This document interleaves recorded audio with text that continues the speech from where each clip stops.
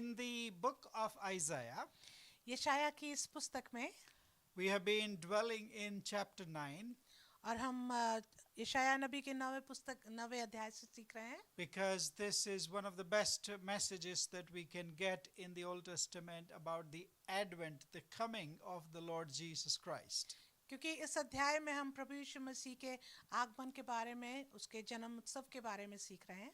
And Isaiah has been showing us और यशाया भविष्यवक्ता हमें दिखाते आए हैं अभी तक that there was hope even for the most hopeless people like the people of Israelites during his time about 700 years before the birth of Jesus Christ. और प्रभु यीशु मसीह के जन्म से करीब 700 से अधिक वर्षों से पहले ये भविष्यवाणी यशाया भविष्यवक्ता ने हमारे लिए दी. And last week we saw पिछले हफ्ते हमने देखा that Isaiah clearly shows us that this hope that he was talking about और यशाया नबी में बड़े स्पष्ट रीति से दिखाते आए हैं इस आशा को जिसके बारे में वो बातचीत कर रहे in हैं. chapter 9 and verse 6 9वें अध्याय की 6ठी आयत से that this hope has a name. कि इस आशा का एक नाम दिया गया. And then he goes into describing the names of Jesus. और फिर उसके बाद वो प्रभु यीशु मसीह के नाम को हमें बताते आए हैं, समझाते आए हैं. Wonderful Counselor, अद्भुत युक्ति करने वाला, Mighty God, पराक्रमी परमेश्वर, Everlasting Father, अनंत काल का पिता and Prince of Peace. और शांति का राजकुमार. And in continuation of what he just talked about the Prince of Peace, और इसी को आगे बढ़ाते हुए जिस पे यशाया नबी ने हमें बताया शांति के राजकुमार के बारे में, he further continues that and introduces us to Jesus's other qualities. और इसके आगे वो हमारा परिचय कराते हैं प्रभु यीशु मसीह के और ज्यादा चरित्र के बारे में. So we today dwell in chapter 9 and verse 7. इसलिए आज हम पवित्र शास्त्र देखेंगे यशाया नबी 9 अध्याय उसकी 7वीं आयत से. And the message today is और आज का संदेश ये है, the hope that Isaiah has been prophesying और जिस आशा के बारे में यशाया नबी भविष्यवाणी करते आए हैं, that hope should be grounded in the zeal of the Lord of hosts. और ये जो आशा है ये इसकी नींव होनी चाहिए परमेश्वर के उत्साह के बारे में जो उस सेनाओं के यहोवा की है. Our hope is in the zeal of God. और हमारी आशा जो है वो परमेश्वर के जोश में है, उसके उत्साह में है. So this verse, chapter 9 and verse 7, और यशाया 9 और 7 में इस प्रकार लिखा है, of the increase of his government और हम इस परमेश्वर के राज्य की जो बढ़ोतरी के बारे में, राजगद्दी के बारे में है, and of peace there will be no end. उसकी शांति का अंत ना होगा. And on the throne of David और दाऊद की राजगद्दी पर, and over his kingdom, उसकी राज्य पर God will establish it. परमेश्वर स्थापित करेगा. Why? क्यों? To uphold it with justice and with righteousness. उसको धर्म के द्वारा संभाले रहेगा, स्थिर किए रहेगा. From this time when Isaiah was speaking, और उस समय से जब यशाया बातचीत कर रहे हैं, and to forevermore. और हमेशा के लिए. And then you would ask, और तब आप पूछेंगे, like Mary must have asked when she heard the message from angel Gabriel, और मरियम ने भी शायद ये पूछा होगा जब उसने संदेश को जिब्राइल फरिश्ते के द्वारा सुना, how would this happen? ये कैसे संभव होगा? How can this happen? ये कैसे हो This is सकता a है? wonderful thing that you are talking about. ये तो बड़ी अच्छी बात है, अद्भुत बात है जो आप बातचीत But कर रहे हैं. how is this even possible in this world? पर इस दुनिया में ये कैसे संभव हो सकता है? And Isaiah closes this prophecy और यशाया इस भविष्यवाणी को यूं खत्म करते हैं with this wonderful last sentence. इस सुंदर आखिरी वाक्य के द्वारा. The zeal of the Lord of hosts will do this. आमीन. कि सेनाओं के यहोवा की धुन के द्वारा ये हो जाएगा. It's not in my capacity, मेरी क्षमता के द्वारा नहीं, not in the capacity and the power or knowledge of the people of Israel, ना उन लोगों के द्वारा जो इस्राएल में रहते हैं उनकी बुद्धि या क्षमता के द्वारा, but it will be the Lord who will do it. पर ये परमेश्वर है जो स्वयं इसको करेगा. So this this verse, chapter 9 and verse 7, इसलिए यशाया 9:7 में is a bit different from the previous verses. ये पिछली कुछ आयतों से भिन्न है. In the previous chapter 7 and 8 and chapter 9, और पिछले अध्यायों में Isaiah was prophesying mostly about the first coming of the Lord Jesus Christ. यशाया नबी जो है पिछले अध्यायों में प्रभु यीशु मसीह के पहले आगमन के बारे में बातचीत कर That रहा was है, fulfilled when Jesus was born. जो कि पूरा हुआ प्रभु यीशु मसीह के जन्म के All दौरान. of his prophecies came to fulfillment in the life and the death of Jesus Christ. और यशाया भविष्यवक्ता की सारी भविष्यवाणियां प्रभु यीशु मसीह के जन्म और उनकी सेवा और उनके मृत्यु और उनके पुनरुत्थान में पूरी हुई. But now in chapter 9 and verse 7 that we just read, पर अब यशाया 9 और उसकी 7वीं आयत में जो अभी हमने पढ़ी, this prophecy is mostly about the second coming of the Lord Jesus, the second advent of Christ, ये जो आयत है ये प्रभु यीशु मसीह के द्वितीय आगमन के बारे में है, which is yet to happen. जो अभी होनी बाकी है. This has not completely happened, whatever Isaiah had prophesied in chapter 9 and verse 7. और जो भविष्यवक्ता यशाया के द्वारा नवे अध्याय की 7वीं आयत में लिखा है वो अभी होने वाली भविष्यवाणी है. So what are these things that Isaiah has prophesied that would happen at the second coming of Christ? तो ये कौन सी भविष्यवाणियां हैं जो यशाया नबी ने 9 अध्याय के 7 आयत में करी जो अभी तक पूरी नहीं हुई हैं? The first thing is पहली बात है this prophecy of Isaiah ये भविष्यवाणी जो यशाया ने करी है is about the increase of his kingdom. वो उसकी प्रभुता के लिए जो बढ़ती रहेगी. This verse 7 और ये 7वीं आयत 9वें अध्याय की, of the increase of his government and of peace there will be no end. और वो आने वाले समय के लिए है कि उसकी प्रभुता बढ़ती रहेगी, उसकी शांति का अंत ना होगा. So this government and peace that he is talking about तो ये जो सरकार और शांति के बारे में इसमें भविष्यवाणी की है connects to the previous verses. वो हमें पिछली आयतों से जोड़ती है. Remember, he said the government shall be upon his shoulders. तो आपको याद होगा पिछली आयत में लिखा है कि प्रभुता उसके कांधे पर होगी. And remember that he is called the Prince of Peace. और आप याद रखें कि उसको शांति का राजकुमार So कहा गया है. this peaceful government, तो ये जो शांतिपूर्ण राज्य है this peaceable kingdom और जो शांति प्रदान करने वाला राज्य है that Isaiah was prophesying जो यशाया भविष्यवाणी कर रहे हैं will happen at the second coming of Jesus Amen. Christ. वो तब होगा जब प्रभु यीशु मसीह दोबारा इस धरती पर आएंगे. The government here means और सरकार या प्रभुता जो यहाँ पर लिखी गई है उसका मतलब है is government and his principality as a prince. If he is a prince, he must have a principality. तो ये उसके बारे में कि यदि वो राजकुमार है तो उसका एक राज्य है. He has a reign over certain principalities. और उसके सामने एक प्रभुता करने के लिए एक जगह है. And the prophecy is और भविष्यवाणी ये है that his government, कि उसका राज्य, his principality, उसकी प्रभुता, his reign and his rule उसको जो राज्य करने का जो अधिकार है will be extended. वो हमेशा के लिए बढ़ता It will जाएगा. not be limited, वो सीमित नहीं होगा but it will grow. पर वो बढ़ता The रहेगा. kingdom of God that Jesus Christ inaugurated, और जो परमेश्वर का राज्य प्रभु यीशु मसीह ने शुरू किया it is not limited to just to Jerusalem, वो केवल यरूशलेम तक सीमित नहीं है, not to Israel, ना केवल इस्राएल तक, not to the Mediterranean area, ना केवल मेडिटेरेनियन क्षेत्र तक, but it will be extended until the ends of this Amen. earth. लेकिन वो संसार के हर एक छोर तक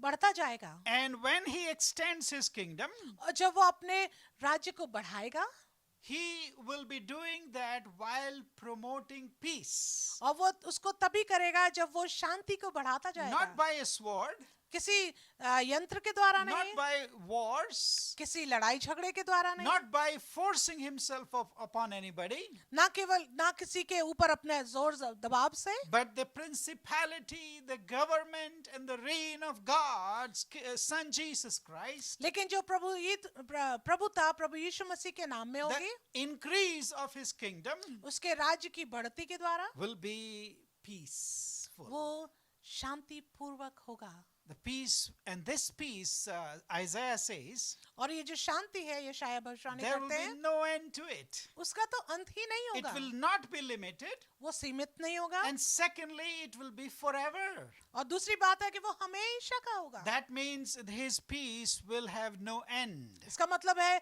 उसकी शांति का कोई अंत ना होगा। This is the kind of prophecy Isaiah makes about the second coming of our Lord Jesus Christ. और यही भविष्यवाणी है जो यशायाह ने हमें दी प्रभु यीशु मसीह के आगमन के विषय So में। there will be happiness, and there will be joy, and there will be peace, which will be extended and which have no limits. और उस समय शांति और खुशी ऐसी होगी, बढ़ती जाएगी, जिसका कोई सीमा ना होगी। It will not be limited to the land of Israel, और वो केवल इस्राएल तक ही सीमित ना होगा, but it will be far extended to all the ends of the earth. लेकिन वो उसकी बढ़ोतरी होती जाएगी पूरी दुनिया के छोर तक। The peace of Christ, और जो यीशु की शांति है that will be dawned upon this earth when Jesus Christ returns again in all his glory. उसका उदय तब होगा जब प्रभु यीशु मसीह पूरी महिमा के साथ पृथ्वी पर दोबारा आएंगे। It is not a peace which is floating. ये ऐसी शांति नहीं है जो केवल हवा में है। It is also not a peace that is fleeting, that is moving away fast. और ये ऐसी शांति भी नहीं है जो किसी तरह से भाग दौड़ में लगी It है। is not a temporary peace. और ये बहुत ही कुछ समय के लिए नहीं It है, is not a limited peace ये सीमित भी नहीं है that could evaporate quickly by the day. जो किसी भी प्रकार से भाप की तरह उड़ जाए। Or it is not going to be a peace like a politician's speech that has no meaning. ये उस तरह की शांति भी नहीं है जो राजनीतिक अगुवे देते हैं, जिसका कोई अर्थ भी नहीं The होता। peace that Jesus Christ brings पर जो शांति प्रभु यीशु मसीह लाते हैं and will establish with his second coming और वो इसको स्थापित करेंगे अपने दोबारा आगमन के will द्वारा, be unlimited. वो असीमित होगी। Oh, what a prophecy that we have in Jesus Christ. कितनी सुंदर भविष्यवाणी है हमारे प्रभु यीशु मसीह में हमको दी गई। The second part of this verse तो दूसरा हिस्सा जो इस आयत का है is about prophecy for establishing and upholding his kingdom. ये भविष्यवाणी है प्रभु यीशु मसीह के परमेश्वर के राज्य के लिए जो स्थापना प्रभु यीशु मसीह करेंगे।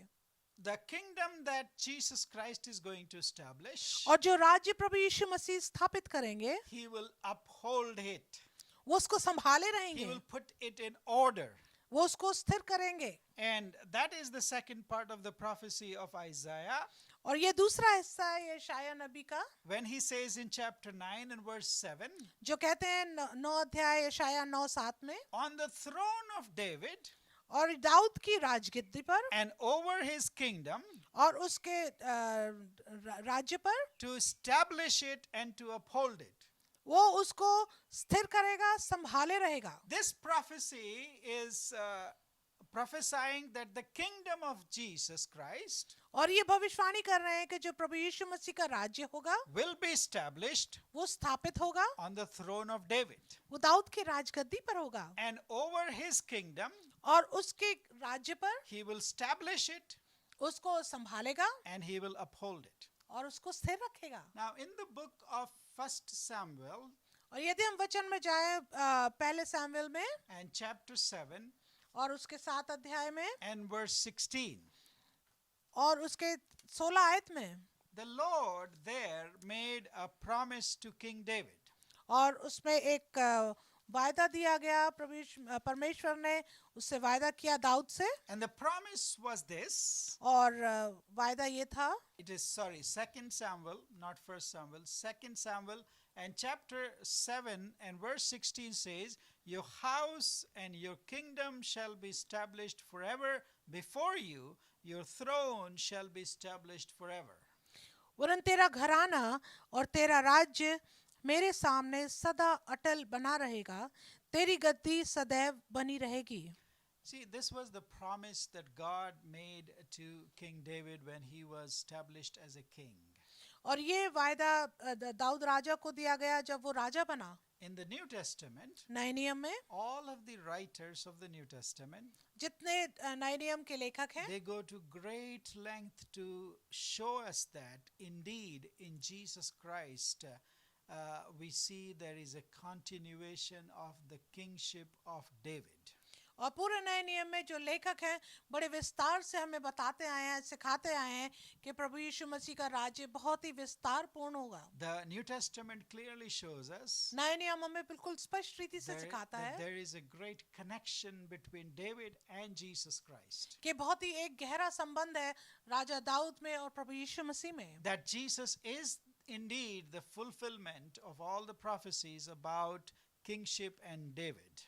कि प्रभु यीशु मसीह जो है उनका जो भविष्यवाणियां जो पूरी हुई वो राजा दाऊद और उसके राजघराने के से संबंधित रखते हैं. He is called the son of David 15 times in the New Testament. नए नियम में कम से कम 15 बार प्रभु यीशु मसीह को दाऊद का बेटा कहा गया. But when Isaiah said, पर जब यशायाह ने कहा on the throne of David Dawood के राजगद्दी पर and over his kingdom, और उसके राज्य पर Jesus Christ will sit and he will establish and he will uphold it. प्रभु यीशु मसीह उस पर बैठेंगे और उसको स्थिर रखेंगे, उसको बनाए रखेंगे. It is not the literal throne of King David.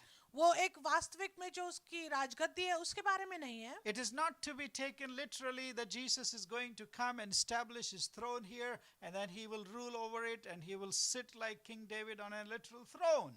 और ये एक जैसे वास्तविक एक राजगद्दी है उसके विषय में नहीं है जैसे कहा गया कि वो दाऊद की गद्दी पर बैठेगा. But it is symbolic. पर ये एक चिन्ह रूप है. There was this characteristics of King David and his kingdom. लेकिन ये जो है ये दाऊद राजा और उसके राज्य के बारे में एक चिन्ह है. It was a long kingdom and it was a well-established kingdom and it was a prosperous kingdom. कि बहुत ही एक धनवान और बहुत ही विस्तारपूर्ण और बहुत ही बड़ा एक राज्य था. He was ruling over the people of God. और वो परमेश्वर के लोगों के ऊपर राज्य कर रहा था. So to sit on the throne of David और इसलिए जब कहा जाता है कि वो प्रभु यीशु मसीह जो है राजा दाऊद की गद्दी पर बैठेगा means to reign over the people of God. उसका मतलब है कि परमेश्वर के लोगों के ऊपर राज्य करना. So as David was taken from a very very humble beginnings, और जैसे राजा दाऊद को बहुत ही एक छोटे शुरुआत से लिया गया and was made one of the greatest kings ever lived on the face of the earth. और उसको पृथ्वी पर सबसे बड़ा राजा के तरह उसको लिया गया. In the second coming of Jesus Christ, और प्रभु यीशु मसीह के दोबारा आगमन में Isaiah prophesies यशायाह भविष्यवाणी करते हैं that Jesus Christ will establish and he will uphold that kingdom. कि प्रभु यीशु मसीह इस राज्य की स्थापना करेंगे और उसको स्थिर रखेंगे. It further says in the third thing that we see, और तीसरी बात जो हम देखते हैं भविष्यवाणी में this prophecy is about a kingdom of justice and righteousness. और ये जो राज्य है वो एक न्याय और धर्म के बारे में होगा. He will not only establish it, वो केवल ना इसको रखेगा but बनाएगा he will uphold it. पर उसको स्थिर रखेगा. It is upholding means he will confirm it. और उसको संभालने का मतलब उसको स्थिर रखना. It is like a king when he gives an order. ये उस तरह से है जैसे राजा कोई ऑर्डर देता है Those orders of a king are executed to the perfection. और जब कोई राजा किसी चीज के लिए आदेश देता है तो उसको पूरी सिद्धता के साथ पूरा किया जाता So है. to establish a thing तो इसलिए किसी चीज को स्थापन करना is to execute according to the purpose and the wisdom and the blueprint of God the Almighty. वो इस तरह से जो परमेश्वर ने आदेश दिया उसको पूरी तरह से सिद्ध रूप से पूरा करना है. That's how God is going to do through his son Jesus Christ upon his second return. और यही है जो परमेश्वर पूरा करेगा, स्थापित करेगा प्रभु यीशु मसीह के इस पृथ्वी पर दोबारा आगमन के And द्वारा. how will that be different from the earthly governments? और वो कैसे फर्क होगा हमारे सांसारिक सरकारों के तुलना में. Almost all governments of this world are corrupt and politicians are corrupt in one way or the other. और पूरी दुनिया में चाहे कोई भी सरकार क्यों ना हो किसी ना किसी तरह से वो भ्रष्ट है और जितने राजनीतिक नेता है वो भी गलत बातों में हैं. But the kingdom of God परंतु जो परमेश्वर का राज्य will be confirmed and established उसको स्थिर किया जाएगा, संभाले रखा जाएगा with justice धर्म के द्वारा, and with righteousness. न्याय और धर्म के द्वारा। And before that, और उससे पहले we already saw हमने पहले देखा it will have unlimited peace. उसमें असीमित शांति होगी। Peace, शांति, justice, न्याय, righteousness. धर्म, These are the blueprints of God for this world. इस दुनिया के लिए परमेश्वर के पास ये एक हमारे लिए स्थिर बात है। It will be on a firm foundation that Christ himself will confirm and uphold.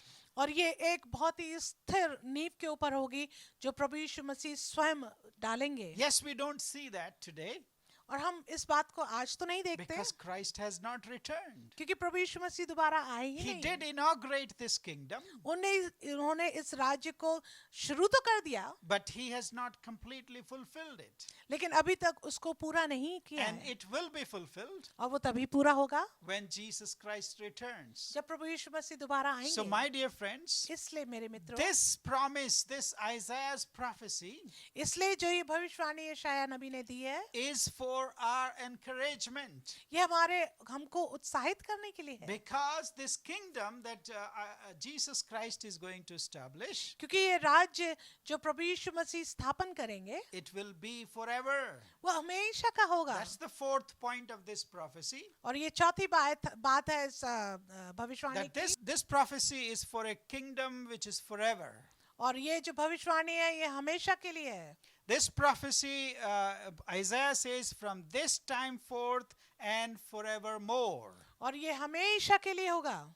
And this establishment of the kingdom, this confirmation of the kingdom, और ये जो स्थापना होगी इस राज्य की will be forever, not just for 1 year, 2 year, 10 year, but forever. ये केवल 1 साल 2 साल के लिए नहीं, लेकिन ये हमेशा के लिए When होगी। Christ establishes his kingdom, और जब प्रभु यीशु मसीह इस राज्य की स्थापना करेंगे it will never cease to exist.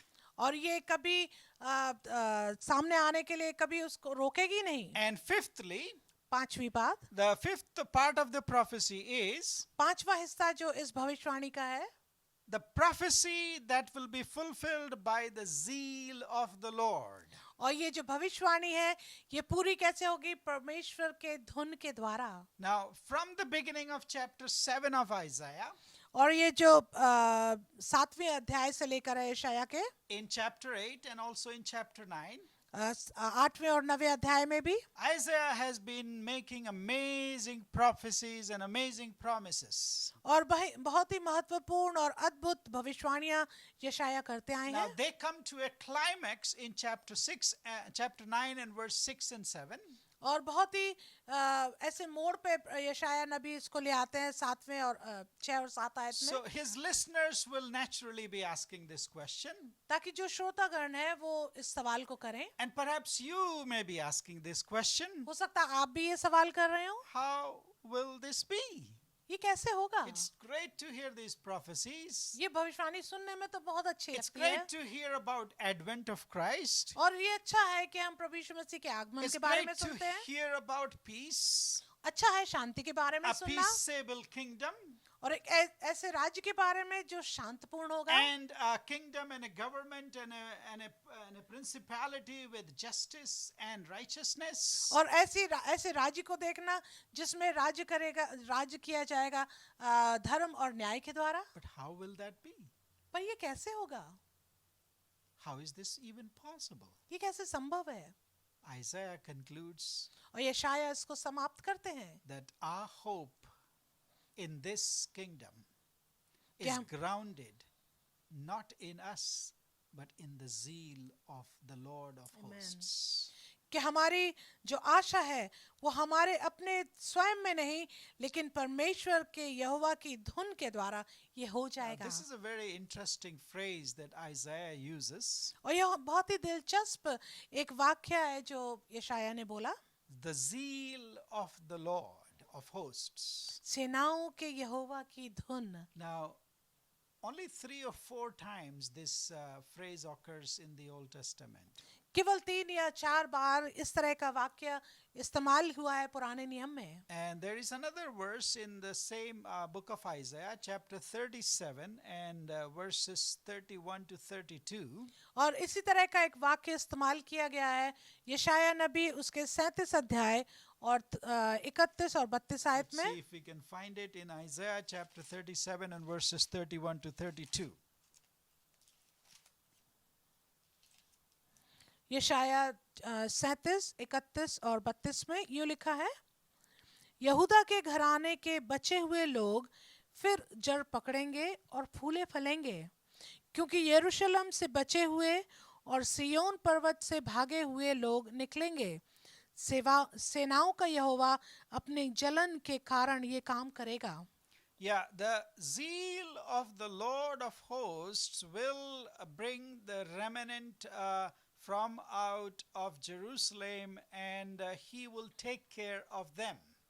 और यरूशलेम से बचे हुए और सियोन पर्वत से भागे हुए जो लोग निकलेंगे वो सेनाओं का यहोवा अपनी जलन के द्वारा पूरा करेगा. Remember that in the book of Exodus, आपको यदि याद होगा तो निर्गमन की पुस्तक में when God revealed himself to the people of Israel, परमेश्वर ने जब अपने आप को प्रकाशन दिया इस्राएली लोगों के सामने, when he revealed who he was, जब उसने प्रकाशन दिया कि वो कौन है, he said in Exodus chapter 20 and verses 5 and 6, और यदि हम वचन से देखें निर्गमन 20 और उसकी 5 और 6 आयत he में, describes himself as a jealous God. तो वो अपने आप को एक जलन रखने वाले परमेश्वर की तरह अपने आप को बताते It हैं. means that I possess you as my people. I will not tolerate that you will go after any other gods because I am a jealous God.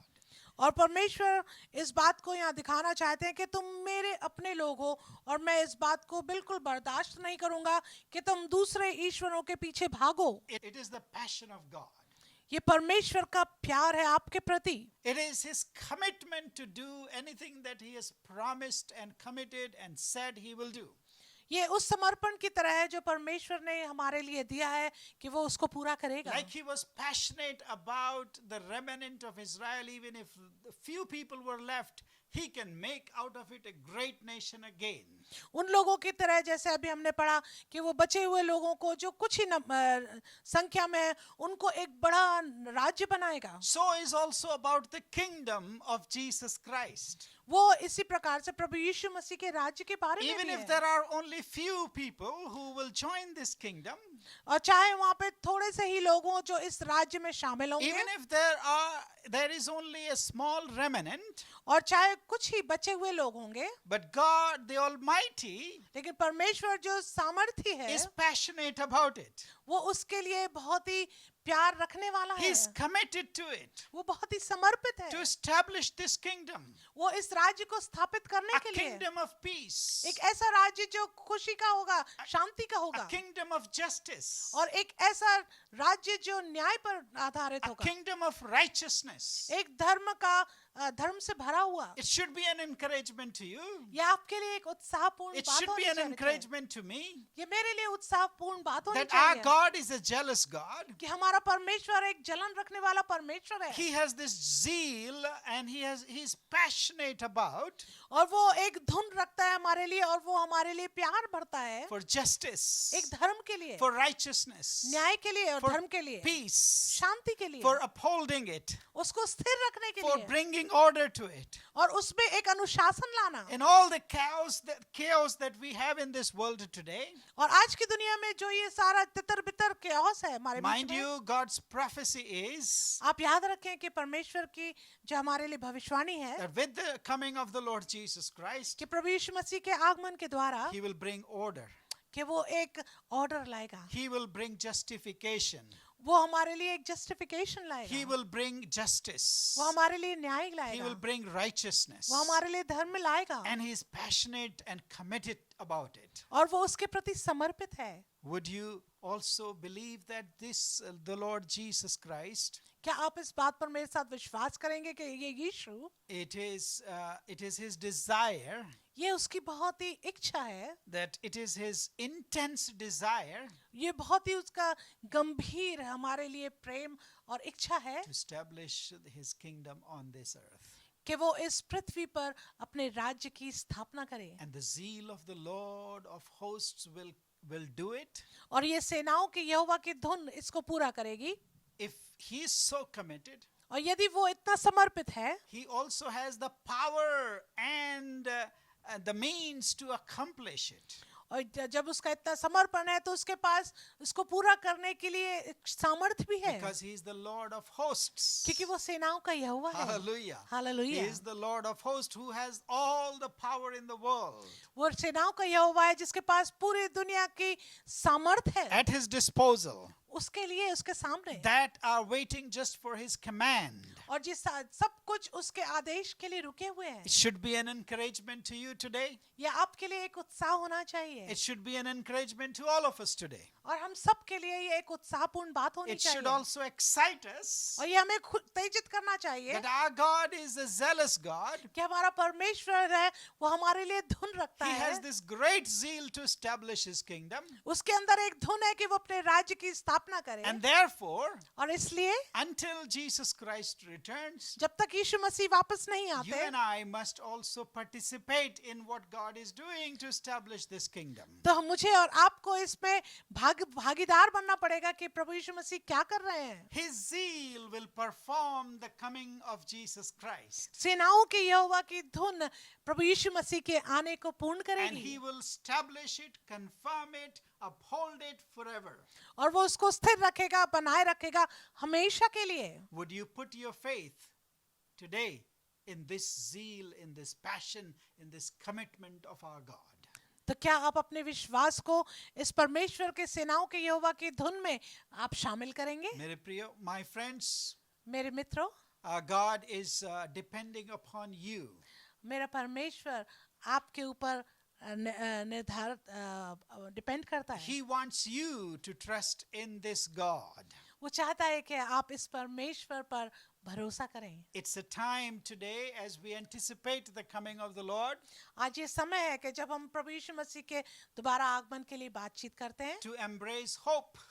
कि हम इस आशा को अपने गले लगा लें, And that hope is found in the Messiah, the Lord Jesus Christ. और ये जो आशा है ये पाई जाती है हमारे मसीहा प्रभु यीशु मसीह में। It is also a time ये एक ऐसा समय भी है that our hope must be grounded not in ourselves, कि हमारी आशा जो है उसकी नींव होनी चाहिए अपने आप में नहीं, not in this world, इस दुनिया में भी नहीं, but our hope should be grounded पर हमारी आशा की जो नींव है in the zeal of the Lord of hosts. वो सेनाओं की यहोवा की धुन में होनी Because चाहिए, he is committed, क्योंकि वो समर्पित है, he is passionate about it. वो उसके प्रति बहुत ही समर्पित है। Therefore, let us abandon all our darkness. इसलिए हम अपने सारे अंधकार को दूर कर दें Let us leave behind our gloom and our anguish, और हम अपने सारे दुख दर्द को अपने पीछे छोड़ दें, all our despair and all the talk of darkness and all the despair that we see around us during this pandemic. हर एक दुख, हर एक चिंता जो इस पैंडेमिक के द्वारा हमारे जीवन में हमारे चारों ओर तरफ हमारी तरफ दिख रही है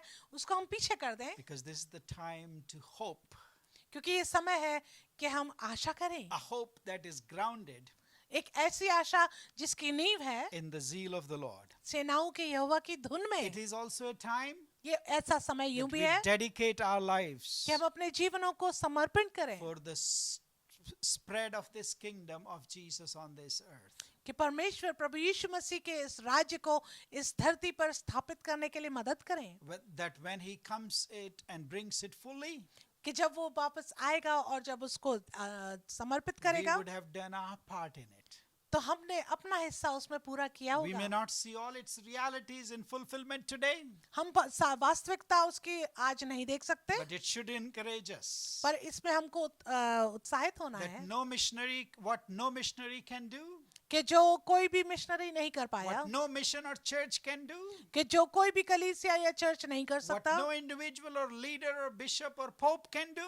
और जो कोई भी व्यक्तिगत रूप से कोई बिशप या पोप भी नहीं कर God सकता। has promised परमेश्वर ने वायदा किया that his zeal will fulfill that and his zeal will accomplish that for all of us. कि उसकी जो धुन है वही उसको पूरा करेगी और हमारे लिए स्थापित करेगी। Therefore, let's close our eyes today इसलिए आइए हम अपनी आंखों को बंद करें trusting in आज His zeal and His passion and commitment for us परमेश्वर के इस धुन के ऊपर उसके प्यार और समर्पण के लिए and for His kingdom. और उसके राज्य के लिए And commit our lives for anything that we have left on this earth. We will do our best to help this kingdom of God be established on this earth. और अपने जीवन को भी पूर्ण तरीके से उसके कदमों पे समर्पण करें ताकि जो भी कार्य है हम उसके राज्य के स्थापन में हम उसके काम आए Let's pray. आइए प्रार्थना Heavenly करें